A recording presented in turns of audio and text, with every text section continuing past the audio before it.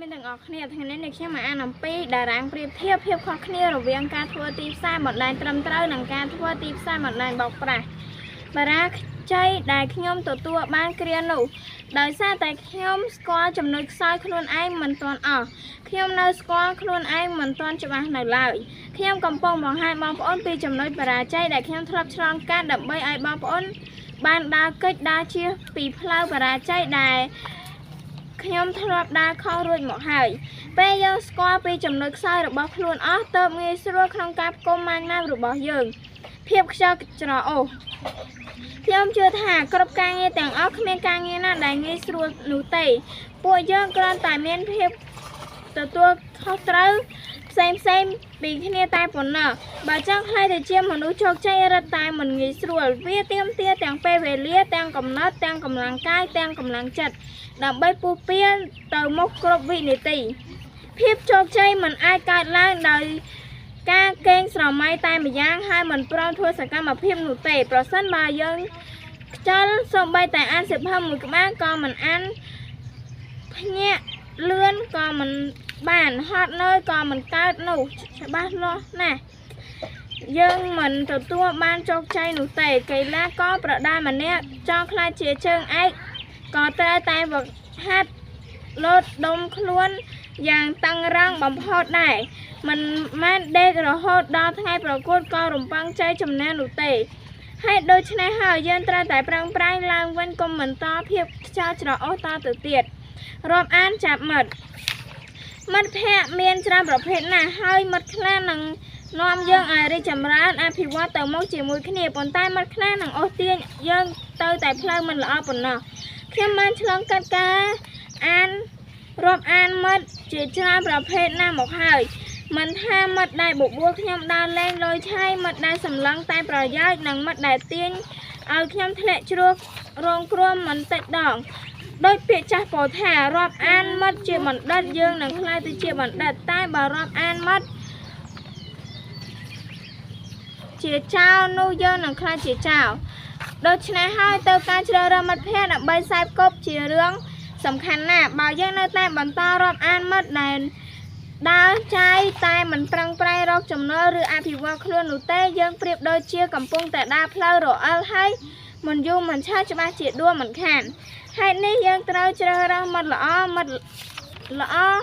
នុស្សល្អឲ្យចូលមកក្នុងជីវិតរបស់យើងទៅមិនភ្លៀងភ្លាត់ក្នុងដំណើរជីវិតមួយនេះពាក្យចាស់តែពោលថាមិត្តមាន3ប្រភេទទី1គឺកល្យាណមិត្តរីឯប្រភេទទី2គឺបាបមិត្ត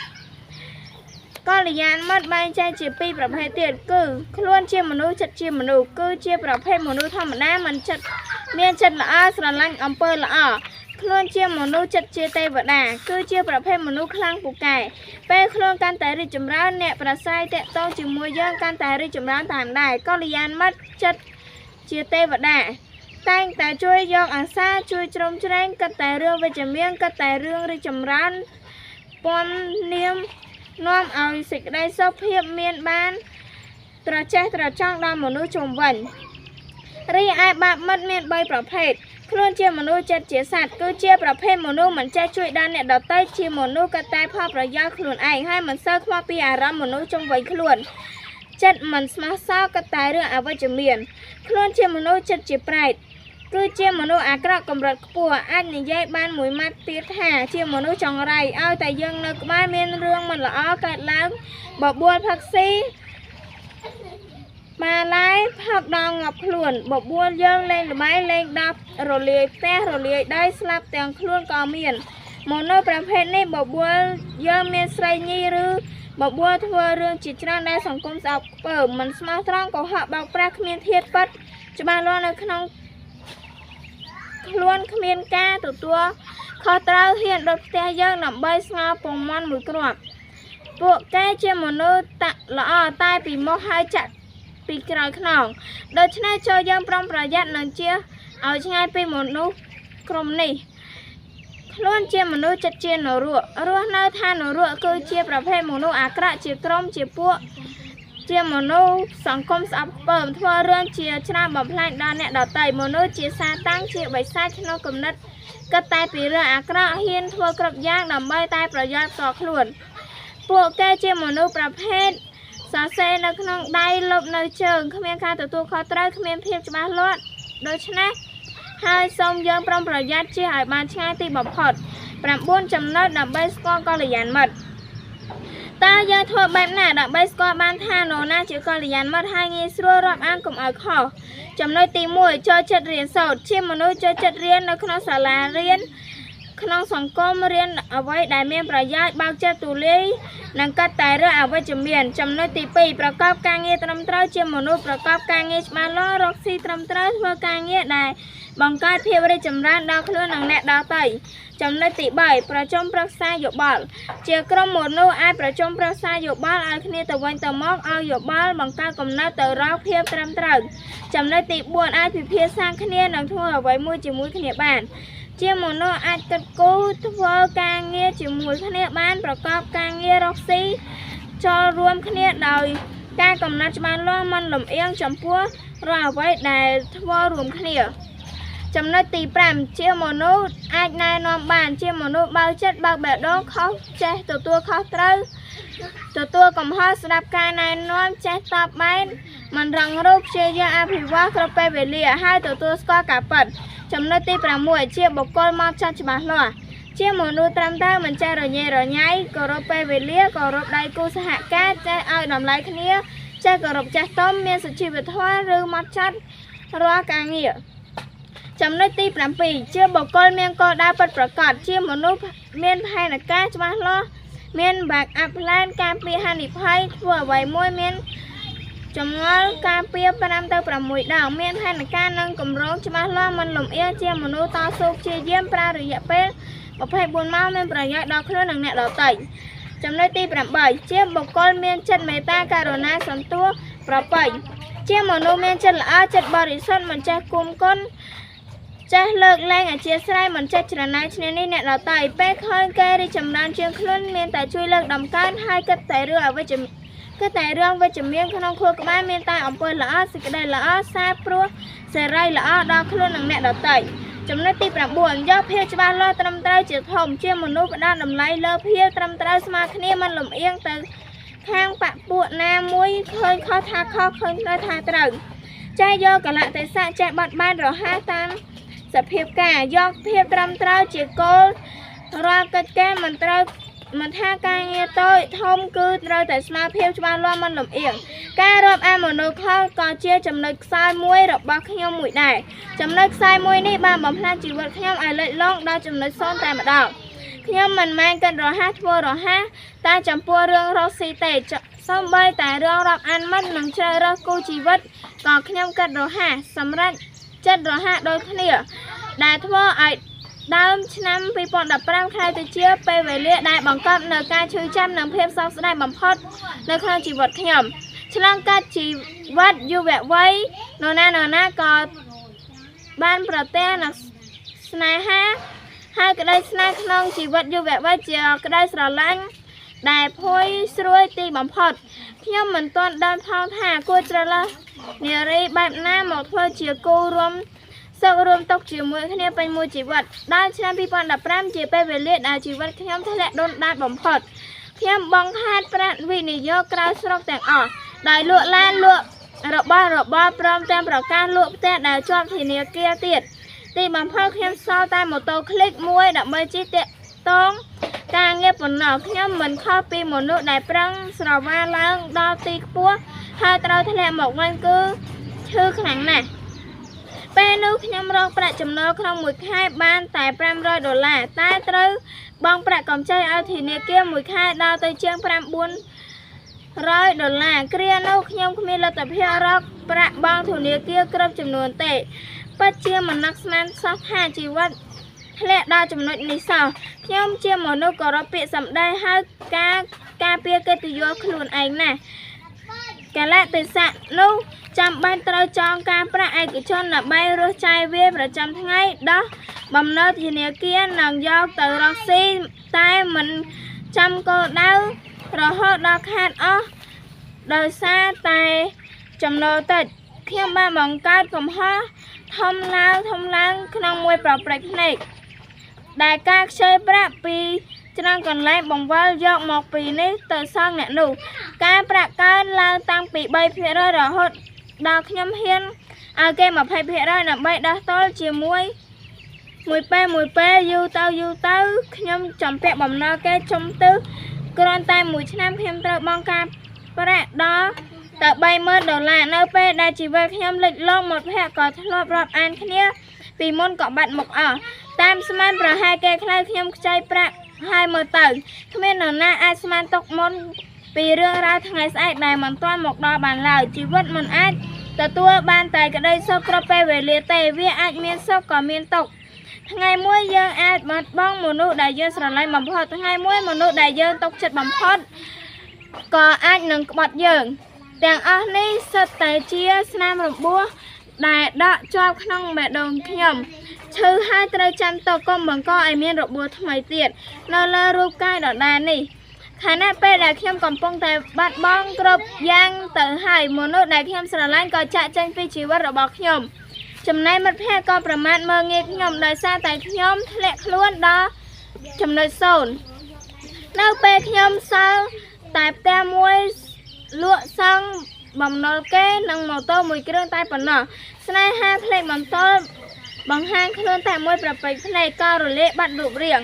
ប៉ុន្តែអ្វីដែលមិនព្រមរលាកបាត់នោះគឺការឈឺចាប់ក្នុងចិត្តខ្ញុំចំណុចខ្សែមួយនេះមិនត្រឹមតែបំផ្លាញអស់ការជឿជាក់របស់ខ្ញុំទេគឺស្ទើរតែធ្វើឲ្យខ្ញុំគ្មានជីវិតនៅលើលោកហើយការនោះក៏បង្រៀនឲ្យខ្ញុំយល់ច្បាស់ពីចំណុចសំខាន់មួយទៀតគឺអ្វីទៅជាកល្យានមិត្តជាមិត្តពិតដែលចេះជួយគ្នាគ្រប់គ្រាលំបាកហើយអ្វីទៅជាបាបមិត្តខណៈពេលនោះសុទ្ធតែជាសេដ្ឋីវ័យក្មេងធ្វើឲ្យខ្ញុំឆ្លុះវង្វេងនឹងខ្លួនឯងរហូតដល់មានអំនួតភ្លេចខ្លួនដល់ពេលខ្ញុំលិចទឹកដែលច្រមុះគ្មានកល្យានមិត្តសូម្បីតែម្នាក់ដែលមកហុចដៃឲ្យខ្ញុំតោងសោះខ្ញុំមិនធ្លាប់បានទទួលការឈឺចាប់ដល់កម្រិតនេះទេ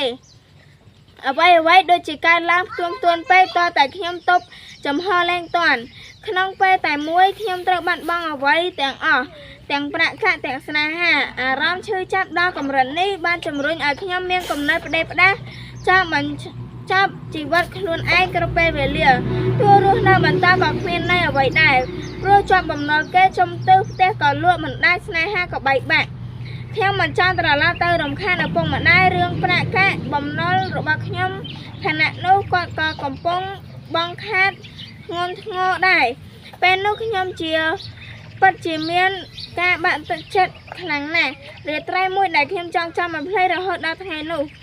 គឺរាត្រីដែលខ្ញុំយកស្រាមកដោះស្រាយវិបត្តិខ្ញុំបងអស់ជំនឿចិត្តលើខ្លួនឯងខ្ញុំផឹកស្រាស្រវឹងជោគជាំហើយក៏ឡើងទៅផ្ទះខ្ញុំជាន់ទី3ខ្ញុំបំរុងលបពីផ្ទះសម្រាប់ខ្លួនដើម្បីបញ្ចប់ការឈឺចាប់បញ្ចប់បំណុលទាំងអស់ត្រឹមនោះខ្ញុំចង់កិច្ចវេះពីការទទួលខុសត្រូវខ្ញុំចង់បោះបង់គោលដៅដែលខ្ញុំធ្លាប់បានតស៊ូស្វែងរកហើយដែលបានឆ្លងកាត់ការឈឺ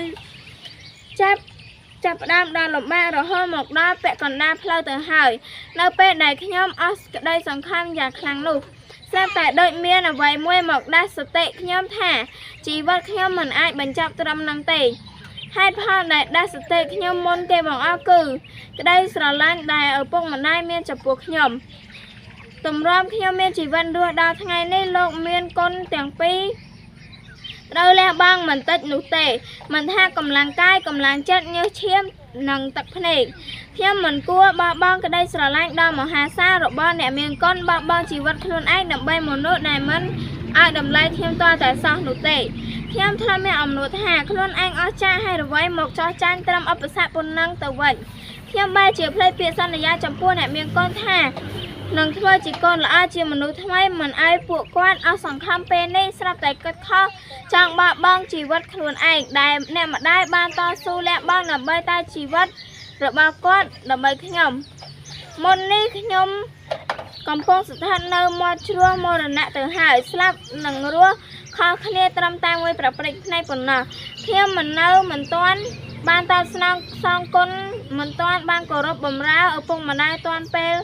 គាត់មានជីវិតផងបែរជាចាក់ចេញទាំងបែបនេះទៅវិញពិតណាស់ផ្លូវដែលយើងដើរទៅរកគោលដៅពិតជាមិន អាចរលូនល្អបានរហូតឡើយហេតុនេះខ្ញុំមានការតាំងចិត្តឲ្យមកមុតមានជំនឿលើខ្លួនឯងឲ្យខ្លាំងអត់ធ្មត់ឲ្យដល់កម្រិតខ្ពស់បំផុតហើយព្យាយាមបោះចំហៀនទៅមុខដោយប្រុងប្រយ័ត្នជាសាជាថ្មីខ្ញុំទម្លាក់ខ្លួនអង្គុយឈរយឺតបោះបង់ចោលកំណត់ចោលសម្រាប់ខ្លួនបើខ្ញុំដួលនៅត្រង់ណាខ្ញុំត្រូវតែប្រឹងក្រោកឈរនៅត្រង់នោះជាថ្មីខ្ញុំចុះពីលើដំបូលផ្ទះមកឈប់កាត់ខ្លីទៀតហើយចូលមកដល់ក្នុងបន្ទប់ពោពេញដោយភាពងងឹតសូនឆឹងពាក់កណ្ដាលអាត្រាភ្លាមនោះខ្ញុំស្រែកយំយ៉ាងខ្លាំងយំឲ្យអស់ការឈឺចាប់ពីក្នុងចិត្តអ្នកណាថាកូនប្រុសមិនចេះយំគ្រាន់តែមិនទាន់ដល់ពេលវេលាដែលត្រូវយំប៉ុណ្ណោះយំមិនតិចតួចទេគឺយំមួយយប់ផ្ទាល់ភ្លឺខ្ញុំចង់ឲ្យខ្លួនខ្ញុំទន់ខ្សោយត្រឹមតែមួយយប់នេះចាប់ពីថ្ងៃស្អែកទៅខ្ញុំនឹងតាំងចំហជាថ្មី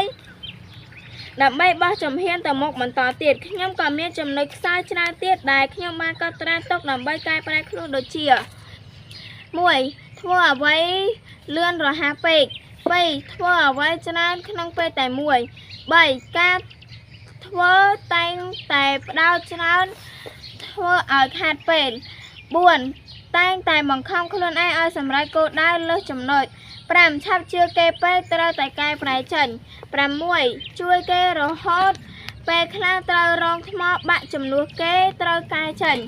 7. ពេលខ្លះចាយធំចំពោះរឿងមិនគួរចាយតែងតែផ្លេចខ្លួនម្ដងម្កាល 8. ឆាវម្ដងម្កាលពេលຕົកចិត្តមិនបានត្រូវកែចេញ 9. អត្តចរិតកាយត្រូវស្ដីត្រូវថាត្រូវវាយចំពោះមនុស្សខ្សែលើមនុស្សខូចត្រូវកាត់បន្ថយកំហឹងដោយដើរចេញឈប់រកស៊ីជាមួយ